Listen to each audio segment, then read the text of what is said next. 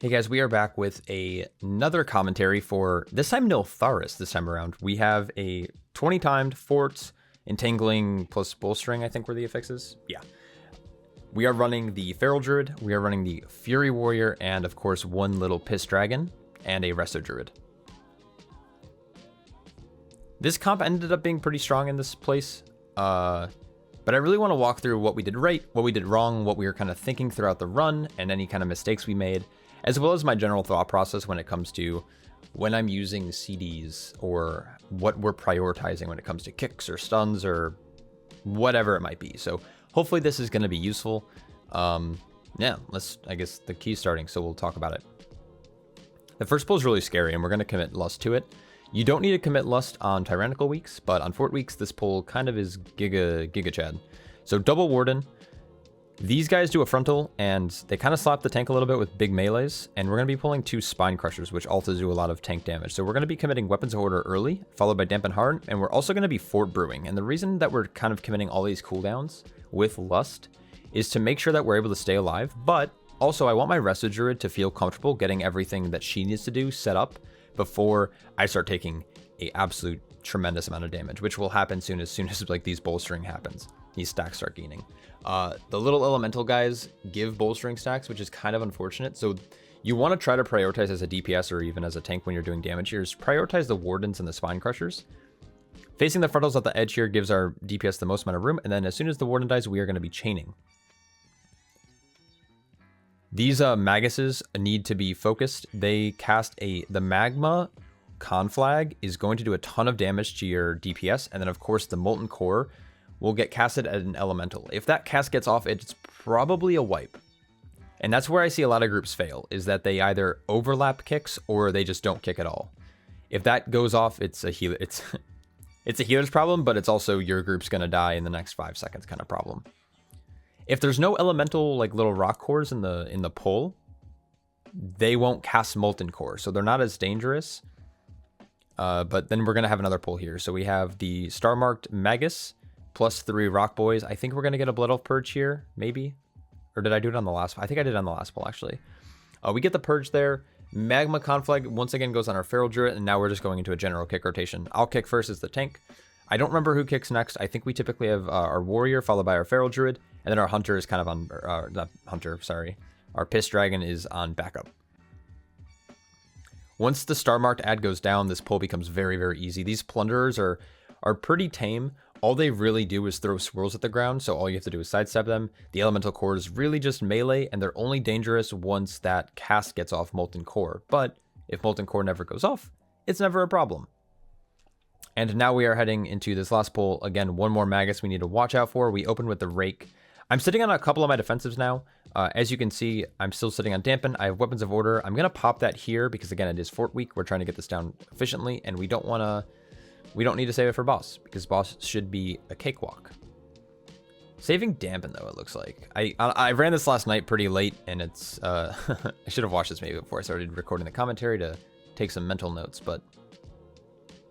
Again, Plunderer is not a big deal. It's just the swirl at the ground that needs to be avoided. And then, of course, the Spine Crusher is going to hit the tank pretty hard. But, again, Stagger is kind of broken for that kind of mechanic.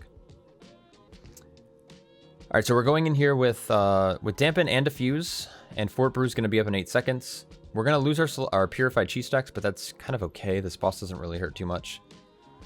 One other thing that I would probably run in this place, last week I did this a lot. I ran Hasty Provoke, which is super useful for getting Magmatusk out of the lava pools.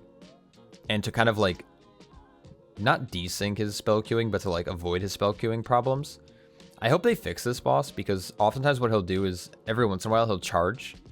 And he'll then get stuck in his pool and then he goes into a lava spray.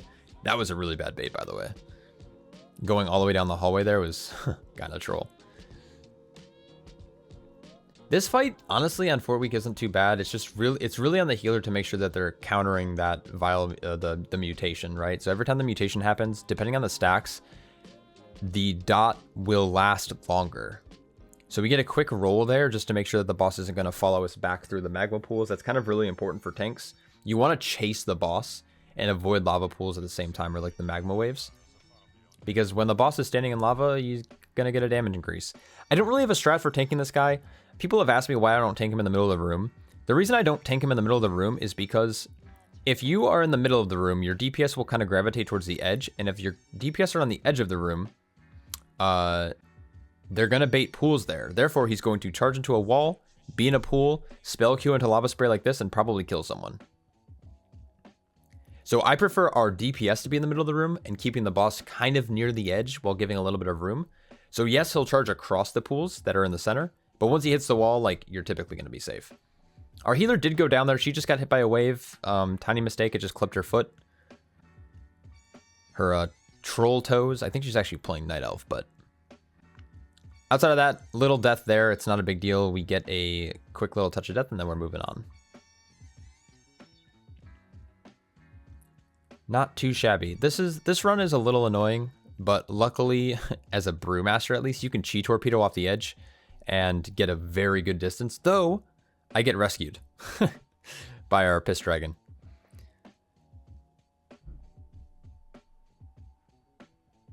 This next pull, okay, so these Phoenixes don't bolster, which is super, super, super convenient.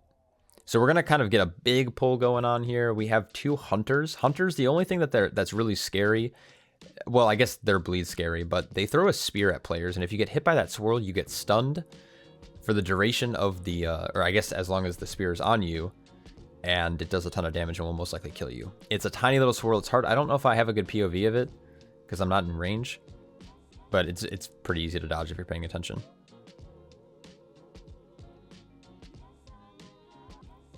So Hunters go down. Again, normally I would chain these into the next pull already, but again, it's bolstering week. I don't want to bolster up ads early on in a pull. And yeah, so in this area, we're going to be grabbing the Overseer here, as well as a couple of the Phoenixes and the 1 Hunter. Again, typically once the Phoenixes go down, I continue to chain pull, but again, it's bolstering week, so we want to be kind of mindful of that. I'm sitting on a couple of my bigger CDs. This pull's fairly small and doesn't have a lot of mobs, so I don't have to be super like aggressive with using Dampen Harm. I have Ox up. I could use it for a small DPS gain, but I think I end up holding it for a little bit. This mini boss is really, really simple, and he's fairly efficient percent. On bolstering week, it kind of sucks because his health pool is pretty deep, but on non-bolstering weeks, like, you can kind of walk him through this area and keep pulling mobs on top of him for like cleave and funnel. As long as you're kicking the roar, though, there's like nothing this guy does. And then in this area, so at this point, we're talking about, we were originally going to hold W, and then we were like, okay, wait, we kind of want to skip the mini boss upstairs. So we need some extra percent. So I grabbed this Bone Tender off on the left-hand side, which pulls in a trainee as well. I'm dumb, and I was like, oh, that'll be enough percent. It's not. So we end up falling short by the end of the key, which we'll make up elsewhere, but this route isn't the most efficient it can be. There is another pull I would probably do on Magmatusk's side. That would be a little bit easier. Maybe even in the first pull with Lust, but then you just wouldn't have to get a kick. And I might explain that at the end of the key, but for now, I will just keep talking about what I'm doing. I rolled Dampen at the start of this pull, by the way. Sorry, I kind of like lost track of what I was talking about. And then I have Fort active now. It's really important as a Brewmaster to make sure you're using those kind of cooldowns actively, because Fort Brew is going to be lowered as you're in combat and you're using Keg Smash and things like Tiger Palm if you happen to be hitting it. So it's important to get that cooldown reduction. And because you're getting cooldown reduction, it's important to actually use those cooldowns. Now, Fort Brew is one of the weaker defensive buttons for Brewmaster and of tanks in general. It's only a 20% DR on a fairly long, like 4 to 6 minute cooldown, depending on your talents. But it increases the effectiveness of your stagger, which is obviously great, and you're getting cooldown reduction. Every time you kick smash, it's 3 seconds. Every time you Tiger Palm, it's going to be 1. So you're getting a good bit of time off. But I should say this, like, the 20% DR is not going to save you from anything necessarily. So it's important that you use it when you're healthier rather than when you're lower, when you know big hits are coming. If you're somewhat unsure like me, I'm so fairly, like, obviously we're all new to the season. If using it often is better than not using it at all, right? All right, Mr. Chargath. This boss, it's pretty simple. I'm taking him over here where he spawns because the way we do grounding spears is that we kind of spread them out on the right-hand side of the room, and then they will create kind of like these perpendicular lines, sorry, and I will slowly drag him through. Now, unfortunately, we are a little off here, a little clustered. He's going to charge to me, which breaks one chain, and then I'm going to break the second one right away. Luckily for us, we have, like, I think Flourish is rolling, if I'm not mistaken. Our healer's just Giga Pumping. And then once that dot drops, we'll break the last chain. Very good movement from our Piss Dragon. And then we'll just do a little bit of a burn. If you have Lust here, it's not worth holding Lust for the burn if you have it on pull. I just recommend lusting on pull or whenever people have CDs up. The burn is just extra free damage you can get. It's the same thing with the last boss. I see a lot of groups holding Lust for the first burn, but there's like swirls on the last boss. It's just not really worth. I don't really know what to talk about here, if I'm being honest. Like, Dragon Strike, whoever this goes on, luckily for him, he's gonna caught it. He's gonna use Cauterize. But the bleed plus Grounding Spear will typically kill someone. So if you have the bleed on you from the Dragon Strike, and then you get Grounding Spear, just use something big. Use a big defensive. Here we're gonna have our Feral Druid broke first, which was fine, but then it was like kind of awkward positioning, so I dragged him far. And then our warrior spread out center, and then I broke the last one once our dots dropped. This will stun him, and this will lead us for the kill. And then he goes down. The biggest thing here is if you lose a chain, the fight will bug out. I wish there was a way to fix it. I wish there was a way to, like, I don't know. It just feels like super punishing if someone dies with the Dragon Strike and the Grounding Spear on them. And then you can't stun the boss, and then it's pretty much a wipe. Like, it's... That boss is really easy, Mr. Chargath, but he's also very difficult. We lost a little bit of threat on pull due to our... I think it was our dragon, actually. This is a pretty scary comp now that I think about it. We don't have MD, and we have some of the highest, like, burst in the game with Dragon plus Fury Warrior. Thank God I'm a Brewmaster, right? Big thing to look out for here are Bone Tenders. Bone Tenders cast an ability called Mending Clay, or something like that. And you want to make sure you kick it. They don't cast it very often. Bone Toss is random damage at party members. As long as they're not super bolstered, they're not too difficult. And this whole next area, we are going to make sure we're pulling both sides. So there's a couple of birds. There's a couple of guys up on the beds. You just want to watch these frontals. Grouping this pull is kind of awkward. You want to make sure the first set of frontals are facing towards you. And then the next set, as soon as they jump down, you want to kind of get everything stacked in between the two sets of beds here on either left and the right-hand side. And then after that, you want to face them in a static direction. You can see here, I'm trying to stay in the F-Low for Spring Blossoms just so the healer has an easier time keeping me alive. And we're kind of just like full out vibing. There isn't really a lot going on here. Like, there aren't really any tank busters. It's mostly watch for frontals, and then your ranged DPS need to watch for spears from the hunters. If someone gets speared, it's like just GG. Because we're going to be skipping the menu boss upstairs, we're going to be pulling these Phoenixes plus the Hunter. It is possible to walk around the Sleeping Hunter if you don't pull him, but personally, I just don't see the point in pulling 3 Phoenixes by themselves. So you'd either want to grab them earlier because they don't bolster, or you just grab the Hunter and like kind of cleave and funnel onto him.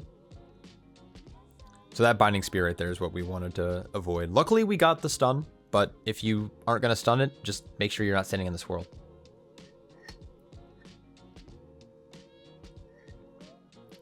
We have a long run, so we're going to start running up the stairs. Dots and our Feral Druid should be able to finish him off pretty quickly.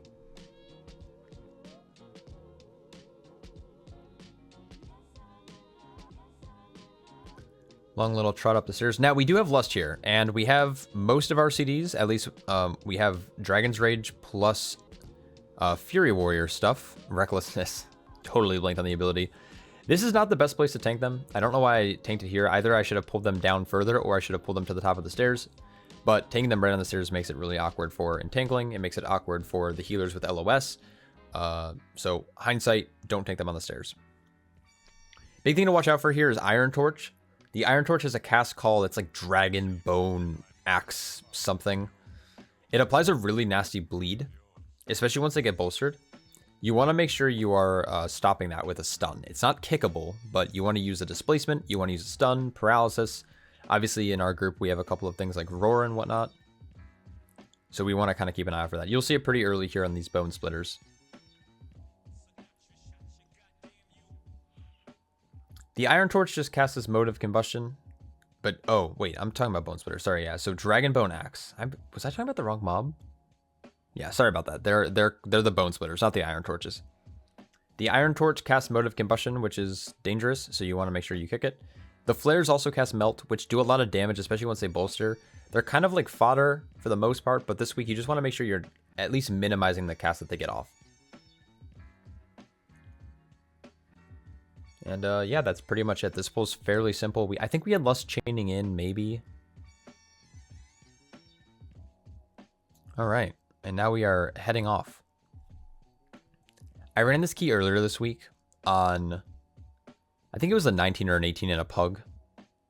And I chained this. I chained these flares into the next pull. It was a mistake. Don't do it. Fort Week's really scary. Multiple melts getting off, very scary. We aren't protection paladins, so we can't infinitely stop most of these casts through Avenger Shield and Divine Toll. So you have to pull it a little slower. Benefit, we do way more damage than paladins, so we're chilling.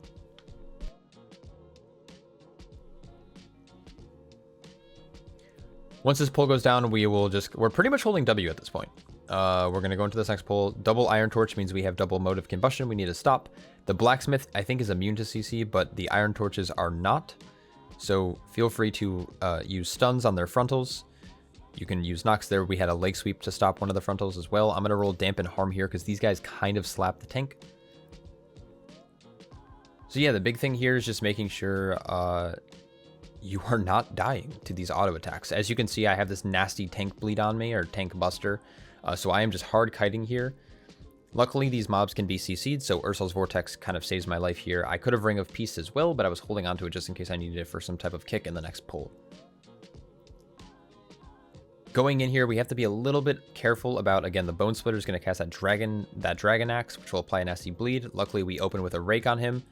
And then the Lava Bear is very, it creates a lot of like void zones. It's a zoning mob, I guess is what you would call it. Kind of creating this negative space that we have less room to work with. I could pull forward here, but I would be very scared of pulling the patrol. Oh, there's the Ring of Peace on that axe to help prevent that dock from going out. So with this Throw Lava, I am actually backing up instead of moving forward with it because I don't plan on pulling anything else in this room outside of the two mobs that are actually in the boss's arena. There are a lot of groups that pull the mobs around the boss's arena as well. I just don't think they're as efficient as other mobs, especially on 4 weeks. They just do a ton of damage. And we're going to be jumping down after this pull anyway, so there's no reason to clear around the room. We're going to go into this Blacksmith pull. Blacksmiths are scary. They have a nice fat tank buster for the tank here. I forgot what the debuff is called exactly. Oh, it's this Reverberating Slam. I now have an 8-second dot on me that does a ton of damage. We will be committing Diffuse here, I think, in a little bit. If I'm not mistaken, we use it, I think, on the next AoE cast. Here we go. So Diffuse comes out for that Stomp and for any melts that might be targeting me, plus a Reverberating Slam. I think Reverberating Slam does physical damage, if I'm not mistaken, though. And then we're mostly just holding our CDs for boss. The healer's going to be pretty busy keeping our group alive. Just because it's a 4 week doesn't make this boss free, especially on a 20 and especially with our current gear level. While we do have a couple of 4 sets in the group, you know, we're still kind of getting used to the dungeon, the damage profile, and our stats might not be necessarily perfect. Weapons of Order does come out. It is a 4 week. We want to commit CDs here. So does the Dragon Rage as well from our Piss Dragon. We know that this boss, while it won't be a pushover, it shouldn't require a lot of, time investment or CDs necessarily on pull. So outside of Incarn, we are pretty much sending most CDs. That Reverberating Slam will hurt. So just make sure you're using defensive for it now. So I have Dampen, I have Nizao, and I have Fort already. Weapons just faded. I put on an X world marker because that's where I plan on getting hits. Be careful on where you tank this guy because the anvil is LOS. I kind of like to position him right where he starts just so everyone's always in the same position because when he's doing this Might of the Forge cast, he's going to be at the anvil. So being here is really good. Little trick, depending on who gets targeted by the Aegis first can actually Shadow Meld. Maybe I'll back that up really quick. Let me talk about that for a second. So right here, you can see that Mr. Gorek is targeting and looking at our Feral Druid. He is in Incarnation. So what he can do is he can re-stealth right before this cast finishes. And what it'll do is it won't apply the dot to anyone. So the dot doesn't go out. The debuff will still be on players, but it doesn't exist. It's going to go away in a second. The Heated Swings goes out. I'm going to get onto the X marker right here, roll forward, and we're going to kind of keep him where he's at until he moves back to the Forge. Entangling goes out, kind of odd, but I'm going to just Tiger's Lust, and we're chilling. Skipping that first shield debuff is really, really good. If you have multiple Night Elves, I think Hunters with Feign Death can do it, but Greater Invis works. Obviously, like, Vanish and stuff works, and, of course, Meld. So it's pretty good for DPS to have that. Heat of Swings comes out again. I'm going to actually just stack these up, basically, and then just roll forward. Actually, here I Transcend. Transcend is good there. Rolling is also fine. Like, monks have a ton of ways to get out of that slam pretty quickly. As soon as you see the circle underneath, you're pretty much good to go. Might of the Forge is going out. Most of us are playing in melee, and as you can see, our Piss Dragon is like right off to the left there, underneath where my kick trackers are. Making sure that everyone is close and within the F-flow is going to make this fight much easier to heal. But again, it's Fort Week on a 20. Our healer is still doing 100k HPS. Going to get knocked back, bait circle, roll forward. Very, very, very simple. If you're going to use any defensives on this fight as a Brewmaster, you want to use them right before he knocks you back, because not only is his knockback going to do a fair bit of damage to you, you're also going to be landing in a fire pool if you're doing a strat like this. Now, again, you don't always have to get knocked into the fire like I am getting here. You can position them next to each other, but I'm fairly comfortable on this fight with the knockback. And the boss should die. All right, cool. Get nice little rescue from our boyo. And now we are making our way downtown. Walking fast. Faces past. Wait, faces pass? Yeah, something like that. All right, big commander guy. I'm going to throw a Ring of Peace for flavor. And then we're going to actually snap these lava benders down. There's no real benefit to doing this, I don't think. Like, looking back, so my group was like, hey, did you know you can snap them downstairs? And I was like, oh, that's fucking dope. So I did it, and then I was like, this is probably not worth. For a couple of reasons. So if you jump just all the way down, they will eventually snap to you. They snap right here. But they will evade for a bit. So they're going to just kind of stand here. They're not going to do anything to me. They're not going to take any damage. And then once they start casting again, they are good to go. Now, benefit to doing this. You don't have to jump down after the pull. And like the healer can start healing people up from the fall damage earlier, instead of kind of jumping right into that next pack. Because that next pack is going to be very, very dangerous. But, I mean, like, you know, yin-yang, it doesn't really, like, it's going to evade for a bit, so technically it's slowing down the pull. So, I don't know. I don't see a benefit to snapping down. I shouldn't have also been kiting backwards. I should have been kiting down the stairs. That was, like, something that I noticed halfway through this pull. I was like, why am I running this way? So, we're going to start making our way back, but it's not a big deal. It's just, like, tiny things like that are, like, to optimize. My Evoker almost tried to kill me there. That was really scary. So yeah, oh, this pull, okay, so this pull kind of slaps. We're gonna open with weapons and dampen for these first couple, like, kind of tank buster slams.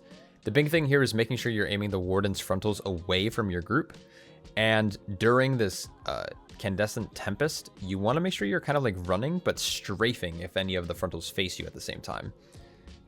Your healer will be busy healing the group, so here you want to make sure you're committing things like I committed Fort Brew, I dampen up on pull. I still have access to diffuse magic if I need it. I'll probably use it a little bit later. Also, as a tank, do not line of sight. This like kind of curvature architecture can kind of be tricky for healers to, you know, like walk around. So make sure you're standing near your healer and don't face your frontal at the group like I just did there. But we're good after that. There are groups who, for some reason, double up these Lavamancer, like this pull it into next, but we're not going to do that here, at least not on Fort Week. The Lavamancer gains a massive Absorb shield that spawns additional adds that just are annoying to deal with. And the Wardens do a ton of tank damage plus the frontal. Now, we could have probably doubled with Lust if we had all our CDs, but we don't have CDs either, so we're just taking it nice and slow. And again, if you look at our timer, we have, what is that, like 9 minutes left, 9.5 minutes left. We are not stressed at all on the timer. So our thought process is just like, take it slow. We're not too chesting it, so let's just make sure we time it, because we'd like to have our ports. There's nothing really to look out for. This is basically a simpler pull than you saw on the first time. There's no ground damage and environmental damage going out. The Lavamancer casts a couple of bolts, and there's only one Warden doing frontals, so not really anything to really stress about. We're going to finish off these spawns. Now we're going into the next pull a little dry. We have Dampen and 12. We have Diffuse Magic available. But I think outside of that, we're kind of like just straight chilling. Again, big thing to watch out for. Wardens do a tank buster. Lavamancers cast bolts. And the Blazewing does AoE damage. So I would recommend targeting the Blazewing first because it's most threatening to your entire group. When the Lavamancer has his shield active, that will be the priority target temporarily. But once the Magma Shield goes away, you basically focus on, I guess, Molten Barrier is what it's called. You focus on the Blazewing. Blazing Slash, and I am totally dry. So Dampen was popped during that wind, right after the wind. Volcanic Guard, we're just going to sidestep. Weapons of Order finally faded, but I do have a 10 stack of Celestial Brew, so we're going to pop that. And then we're chilling. Lavamancer's dead. Bird is dead, and we're good to go. Now, we are going to be short percent. You're going to notice we're going to pull after boss. We're short 2%. I know what I needed to pull, but I just... this route was kind of YOLO'd. Because mid-run, we were like, oh, we probably want to skip that guy, right? And I'm like, oh, yeah, let me figure that out mid-run. So... ideally, we would pull something in... I mentioned this before, but ideally something on Magmatusk's side. This boss was not clean for us. I think we ended up having 2 deaths on this fight. There are 2 strategies for the Molten Ad that spawn here. You can either CC it, or you can kill it. Now for us, we're going to kill it. I'm going to Ring of Peace him away from our Evoker. Our Evoker is going to create some distance, and I'm going to Touch of Death to make sure we're ready. We're taking note of the weapon we have. We have Rose, so we can stay kind of near melee, and then get out immediately. Our Piss Dragon went down there, and then I went down there, because I'm dumb, and I walked through fire and into a swirl. We get the double battle res. I already kind of lost my damage, so I just picked up a weapon instead, and we're gaming. So this time I have AoE Bomb, which means I can do it from range, so as soon as the next Magma Shield's about to spawn, I'm probably going to run out into range. Having a Curse spell is important for this fight, and I hear a lot of people freaking out about not having a Curse spell, but honestly, the Curse is the least of your worries here. The Swirl's one-shot, the Ember can slap you, and the Frontal one-shots. So name of the game is focus on making sure you're getting your weapons early. Again, we do have 2 Curse spells plus Caught, so we're kind of chilling. I'm running into range. I am throwing my bomb so other people can get in, and our Feral Druid goes down. We unfortunately don't have a res for him, but we should be able to 4-man this as long as everyone's making sure that they're picking up the thing still. Another thing you can do as well, and I talked about this already, you can CC the ad. So the next ad that's going to spawn, if I'm not mistaken, we paralysis it? I can't remember if it breaks or not. I'm trying to remember. We got Wand, which is pretty lucky. I'm going to go for the paralysis here and pull him away a little bit. Yeah. This boss doesn't really hurt the tank at all. The only time that it's scary is during like the Molten Storm. This time I have Wand again. I'm in, so I can go into range. Molten goes good out on our warrior. It just requires a little bit of spot healing. We're going to create some distance after the shield spawns, start casting our wand. Just in case anyone does need to go into melee, there is room. The shield's going to break in 300k, so instead of picking up another weapon, we're just going to natty it. And then, yeah, that's it. That's the fight. So dealing with ads, you have 2 solutions. CC it if you have enough CC, or just kill it. Brewmasters can use Touch of Death. That's another good time to use Fort Brew as like an offensive ability almost. You Fort Brew to increase your health so you can kill the little magma spawn quicker. This is not an efficient pull. The Lavamancer has less health but gains a big absorption shield, so I think in hindsight it would have been better to actually target the Warden here, but that's okay. We end up focusing the Lavamancer. This pull is just inefficient because of the shield and because of the size of their health pools. Like if you're gonna get that percent anywhere, you would rather pick it up in other quarters of this dungeon where you can pick up a couple extra mobs and have them just like cleave down in AoE. But that is our timed 20. This was a very fun run. It actually felt pretty good outside of a couple of deaths here and there. I think our group could probably do a 21.